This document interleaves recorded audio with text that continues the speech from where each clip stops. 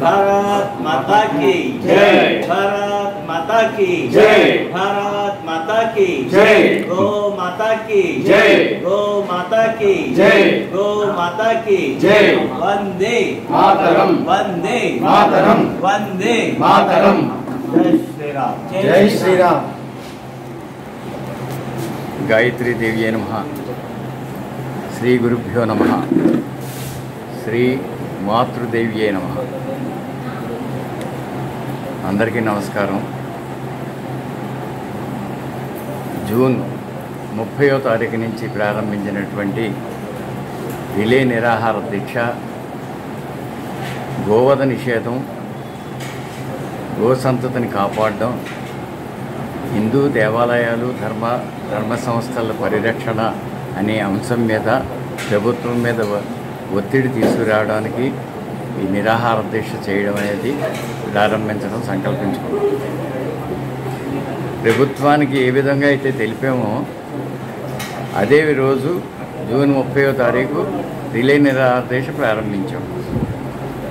అది జూలై 9వ తారీఖు తోటి 10 రోజులు పూర్తయ్యాక 10వ తారీఖు లోపల మనకి ప్రభుత్వం నుంచి సక్రమంగా మనం ఏదైతే ఆశిస్తున్నామో దానికి తగినటువంటి అధికారపూర్వకంగా ప్రకటన ఏమైనా వెలువడితే మేము నిరాహార దీక్ష మానేస్తాము, లేకపోతే 10వ తారీఖు నుంచి నిరవధికంగా ఆమరణ నిరాహార దీక్ష చేస్తామని చెప్పి ప్రభుత్వానికి తెలియజేయడం అయినది. నిన్న 10వ తారీఖు మేము మళ్ళా యథాప్రకారం నిరాహార దీక్ష ప్రారంభించాం. రాత్రికి ఆమరణ నిరాహార దీక్ష చేయడమా లేదా అనే సమయంలో సాయంత్రం మన రాజమండ్రి భారతీయ జనతా పార్టీ శాసనమండలి సభ్యులు, రాష్ట్ర బీజేపీ అధ్యక్షులుగా పనిచేసినటువంటి శ్రీ గౌరవనీయులు సోము వీర్రాజు గారు వచ్చి పార్టీ తరఫున పూర్తి మద్దతు తెలియజేస్తూ ఇది పార్టీ యొక్క సిద్ధాంతాలు, మేము ప్రకటించినటువంటి ఎజెండా ఏదైతే ఉందో దాంట్లో ఉన్నవే ఈ పాయింట్లన్నీ, మీరు డిమాండ్ చేసేవన్నీ కూడా పార్టీ పరంగా మేము ఎట్టి పరిస్థితుల్లోనూ వీటిని నెరవేర్చడానికి మేము ప్రయత్నం చేస్తాము. ప్రభుత్వంలో ఉన్నాం కాబట్టి ప్రభుత్వ పరంగా మీకు భరోసా ఇస్తున్నాను నేను. అంచేత దయించి నిరవధిక నిరాహార దీక్షలు చేయకుండా విరమించుకోవాల్సిందిగా కోరుతూ, మీ ఆరోగ్యాన్ని కూడా దృష్టిలో పెట్టుకుని అందరికీ ఆందోళన కలిగించకుండా మీరు ఈ దీక్ష ఇంతటితోటి ముగించి మీకు శుభం పలకండి అని చెప్పి శ్రీ సోము వీర్రాజు గారు చెప్పి వారి చేతుల మీదుగా నిమ్మరసాన్ని ఇప్పించి నాతోటి పనిచేసి నాతోటి ఉన్నటువంటి మిగిలిన నిరాహార దీక్షలోకి వచ్చిన వాళ్ళందరికీ కూడా నిమ్మరసం ఇచ్చి మా చేత దీక్ష విరమణ చేయించారు. ఇది పత్రికాపూర్వకంగా మీడియాపూర్వకంగా అందరి సమక్షంలో మన శాసనమండలి సభ్యులు హామీ ఇచ్చిన మీదట మాకు ఏంటంటే మనం అనుకున్నది ఖచ్చితంగా మనం సాధించుకోగలిగాము, భవిష్యత్తులో తప్పకుండా దీనికి అధికార ప్రకటనలు వస్తాయి అనేటటువంటి ఒక భరోసా, ఒక నమ్మకంతో మేమందరం కూడా ఈ దీక్షను విరమించడం జరిగింది. ఈ దీక్షలో పాల్గొన్నటువంటి మిత్ర బృందం అందరూ కలిసి ఇవాళ ఈ అమ్మవారి సన్నిధిలో అందరం కూడా హాయిగా సరదాగా కౌలు చెప్పుకుంటూ అమ్మవారి యొక్క ప్రసాదాన్ని ఇవాళ స్వీకరించాలనేటటువంటి సదుద్దేశంతో ఇవాళ రాత్రి ఇక్కడ ఈ భోజనం ఏర్పాటు చేయడం జరిగింది. దీంట్లో ఇవాళ అందరూ ఈ 10 రోజుల నుంచి పాల్గొన్న మిత్రులందరూ కూడా వచ్చి ఈ ప్రసాదాన్ని స్వీకరించి మా అందరికీ కూడా మేము ఎప్పుడు వెనకాలే ఉంటాం అనేటటువంటి వెన్నుదన్ని చూపించారు. నిన్న ప్రత్యేకం వచ్చిన దాంట్లో మనకి జిల్లా అధ్యక్షులు విక్కి నాగేంద్ర గారు, తర్వాత మహిళా విభాగం నుంచి ఉపాధ్యక్షురాలు శ్రీమతి ఉమాదేవి గారు వచ్చి మాకు ఏంటంటే ఆ సమయంలో నా వ్యక్తిగతంగా నేను ఎలాగా అనుభూతి పొందానంటే అంతకు ముందరే నాకు చాలా అసంతృప్తిగా ఉంది. నేను సరైన పద్ధతిలో నేను నెరవేర్చలేకపోతున్నాను అని నేను క్షమాపణ కోరుకుంటూ, పూర్తిగా నేను దీంట్లో సఫలీకృతం అవ్వలేదు అని బాధపడుతుంటే అమ్మవారు ఆవిడ ప్రతిరూపంగా ఆవిడ అంశతోటి నాకు ఆ అమ్మ పేరుతో ఉన్నటువంటి ఈ ఉమాదేవి గారిని పంపించి, మేము పూర్తి మద్దతు ఇస్తున్నాం పార్టీ పరంగా, మేమందరం మీరు ఎప్పుడంటే అప్పుడు మీ వెనకాల ఉంటాము, ఈ ఉద్యమాన్ని మేము పైకి తీసుకుని ఖచ్చితంగా ప్రభుత్వం నుంచి మనం అనుకున్న సాధిద్దాం అనేటటువంటి ఒక దృఢమైనటువంటి విశ్వాసంతో బలాన్ని చేకూర్చి మాకు మనోధైర్యాన్ని ప్రసాదించి మాకు మంచి ఆనందాన్ని కలగజేశారు.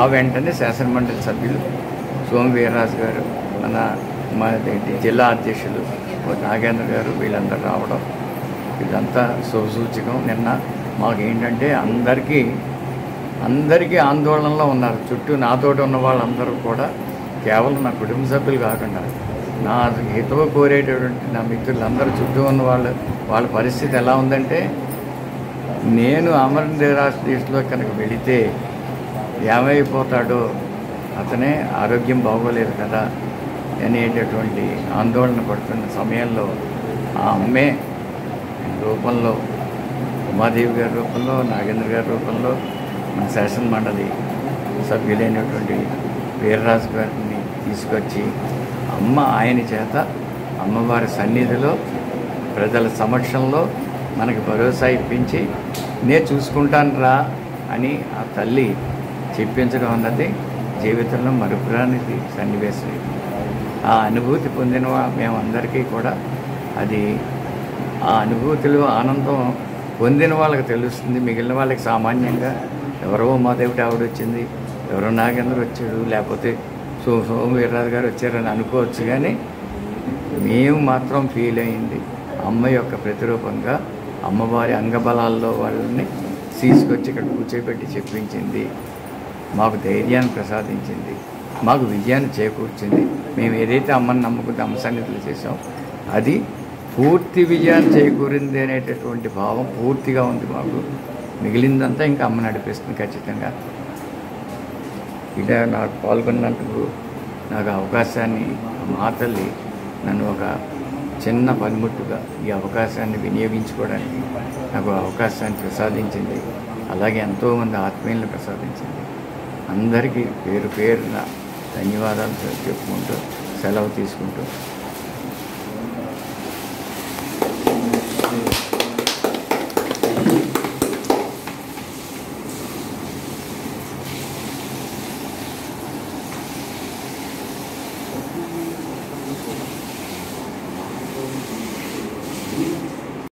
ఆవుల లారీల్ని చాలా వరకు పట్టుకోవడం, వాటిని కాపాడేటువంటి క్రమంలో పోలీసులు ఏకపక్షంగా కబేద మాఫియాకి అనుకూలంగా వ్యవహరిస్తున్నారు.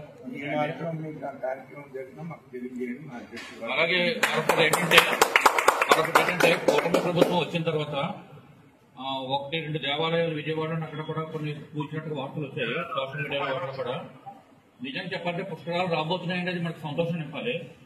ఈ అనుభవాలతోటి గత పుష్కరాల్లో జరిగినట్టుగా దేవాలయాలు ఏవి పోల్చకుండా కాపాడడం సంగతి పోల్చకుండా ఉండేలాగా ఇప్పటి నుండి దానికి తగ్గ ప్రణాళిక పనిచేయాలని చెప్పి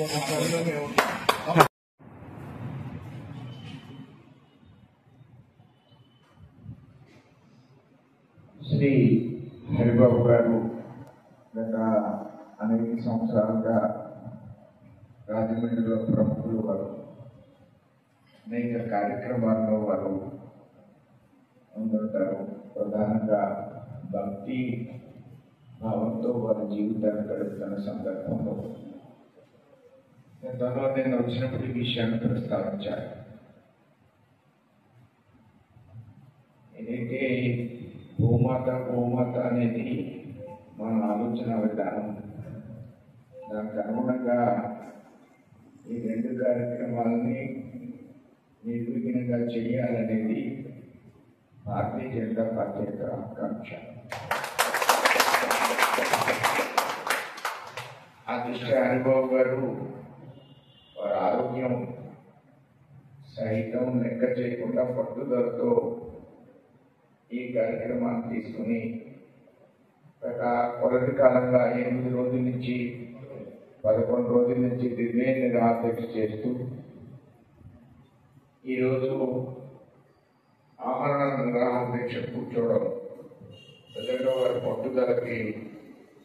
పట్టుదలని నేను హృదయపూర్వకంగా వారికి అభినందనలు, ధన్యవాదాలు తెలియజేస్తున్నాను.